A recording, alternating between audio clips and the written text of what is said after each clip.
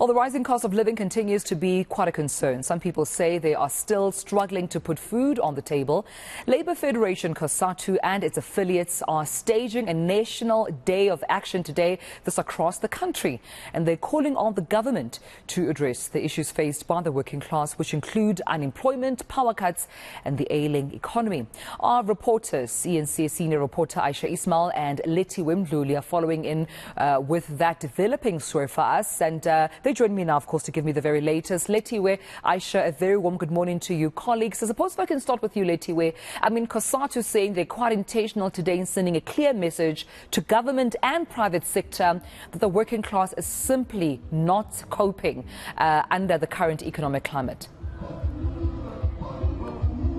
Well, good morning, Tumelo. Right now we are at the King Dinuzulu Park here in Durban, where we're expecting for the Cosatu members and also their affiliates to join in this march. I just want to show you the activity. There's not much activity at the moment, but members are slowly arriving at the park, and also the police are getting ready to be part of this march. We do understand that there's about 5,000 people that are going to be joining in, or they're expecting about 5,000 people to, of course, take part in this march. The union and its affiliates are, of course, calling for an end to various issues. As you mentioned, that the country is facing high levels of crime.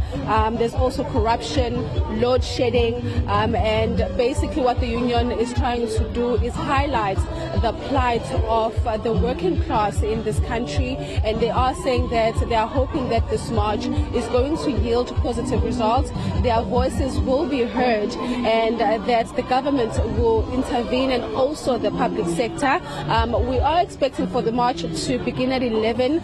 It was meant to start at 10, but as you saw from your visuals, there's not much activity here in Durban at the moment. All right, Letty, of course, as we continue to monitor those developments out in KwaZulu-Natal, 5,000 people expected to march today in KwaZulu-Natal. Let me head to Aisha Ismail. And from where you stand, Aisha, how's it looking? Because this is a nationwide protest ride by Cosatu against unemployment, inequality, amongst other things.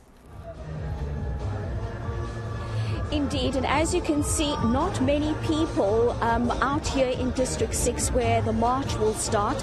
Later on, they'll be marching to the provincial government as well as to the national parliament. And what they're saying is they want to make it known to government that they are putting them on notice. They say they have made pleas to government to hear their calls, to hear the cries and the plight of particularly the working class people. It is for this reason that Cosatu has decided to embark on this strike action today. Now, this is a protected strike, which means that the people that have stayed away from work will not be paid today, but at the same time, no disciplinary action will be taken against them. But I'm now joined by Malvin de Bruyn, the Western Cape Provincial Secretary of Cosatu.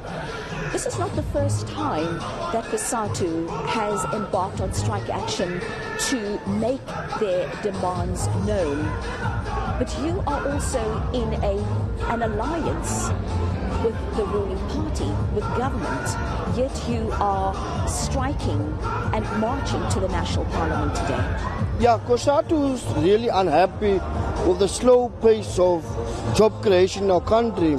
We've seen the number of job losses on a daily basis. We've seen the crime in our country is out of hand, and also in our province.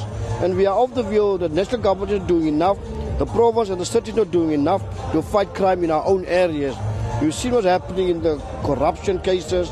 We had the Zondo Commission, which has been now more than a year, have now submitted a recommendation a year ago. And up until today, we don't see real results. And we are saying, why we spend millions of rands into commissions, but we don't get the results out of those commissions. And that's also one of our core issues that we are unhappy about. We've seen the high interest rates. The people, the poor, the working class are suffering because of all these costs. And you're quite correct. We've marched before. And we are saying now, Cosatu, but we can't just march and we don't see the real results. We can also say, we can't also give government the benefit also, that some issues that there was improvement on some of our issues that we've raised before. But we are saying it's at a very slow pace. They should do more and speed up service delivery, speed up job creation, create an environment that so that business society can create jobs for our people in this country. Are you going to be giving government timelines? What we're saying is that the memorandum is very clear. We give them 14 days within which to respond.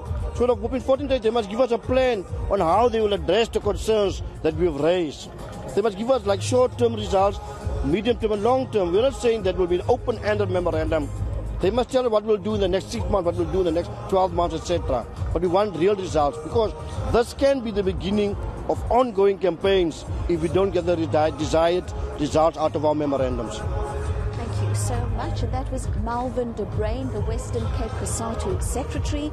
And we will be giving you an update once this march gets underway. And as I said earlier, they'll be marching to the provincial parliament as well as to the national parliament here in Cape Town. All right, colleagues, that's where I'll leave it for now with both of you, Lethu Mdluli and Aisha Ismail, as you're tracking, of course, both KwaZulu-Natal and the Western Cape, respectively, with regards to how the Cosatu march is going there. But let me check in with Muluku Muloto, my colleague, also on the same issue around this Cosatu march. Malume, good morning to you. And when I spoke to Matthew Parks from Cosatu this past weekend, he had slammed the 3% wage increase that office bearers will receive after, President Cyril Ramaphosa had approved of it. Now, we're seeing that increase benefiting office bearers, but it seems it's the working class. We're talking here police officers, nurses, teachers, amongst others, that continue to raise concerns around how they're struggling in this economy. Well, good morning, Tumelo Mututwane. Yes, those are many other issues which the working class would certainly want to raise, but also the unemployed, people who have absolutely no form of income. Of course, government would argue that to mitigate against the effects of the shutdowns that were implemented, or the lockdowns that were implemented following the outbreak of the coronavirus, it continued to spend billions of rand, giving to people who are vulnerable at least the 350 rands. But in the city of Johannesburg, the country's economic hub, there's also going to be a march by the members or the workers affiliated to Cosatu. And to hear more on that, let's speak to Duncan Luvuno. He is the second deputy president of Cosatu. He joins me now. Sir, thank you so much for your time. In a nutshell, what are you aiming to achieve with this march? Thanks for having us, and greetings to your viewers. Basically, as a Cosatu, because our trade union movement, we should be able to even live beyond boardrooms and speaking behind closed doors, and bring members and all affiliates to the ground and fight these issues that we are raising. Among other issues that we are fighting is the issue of unemployment. Maybe firstly, let's comment what the Premier is doing of Gauteng with the job that he has created, and is continuing doing that. Though it's a dent or it's a drop in the ocean, we think that it should not only take government to create jobs, even private sector must come to the party, because they are benefiting with the tax cuts that the president wants to give them. They must be able to assist us in creating jobs. Over and above that, in the very same province that we are in Gauteng, we are having a human rights issue, which is cholera, that's happening in Gauteng. We are saying that it's a human rights issue, that people, they are not having access to water that is clean. What needs to happen is that is why we're going to Bram Park, to start over human rights, to raise those particular issues with them. That is why we're going to raise even further to the government, to the Premier's office, raising issues of unemployment and so on. Again, the issue of corruption is among the issues that we want to fight. Corruption is denying the poor and the workers access to service delivery, because of the money that should be diverted to service delivery is being used by criminals. They are stealing it. So we want this issue of the recommendation from the Zondo Commission to be implemented, so that people, it's must run, they see, hey, they are implementing. So that's why that's among the issues that we are raising to reform. Politicians or the leaders of government are not directly involved in the procurement of goods and services where corruption is entrenched. It is the workers, many of whom are affiliated to your union.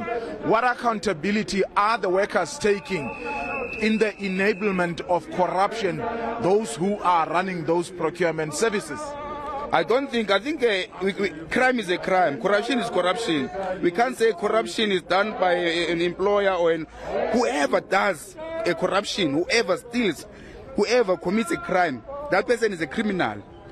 The mighty hands of the laws must be executed to deal with those particular people. Hence, we must not categorize who is it. Hence, we are advocating to say that let the Zondo Commission report or recommendation be implemented without favor. Without favor. Hence, we're saying that. All right. Duncan Luvuna, I'm afraid we don't have much time left, but of course we are with you at least as you proceed with your march this morning. All right, we'll leave it there, Moloko Moloto. Thank you so much for this update. We'll be sure to catch up with you again as, of course, we track developments of that march, that Cosatu march against the current cost of living, which they're saying causes most of the working class to struggle.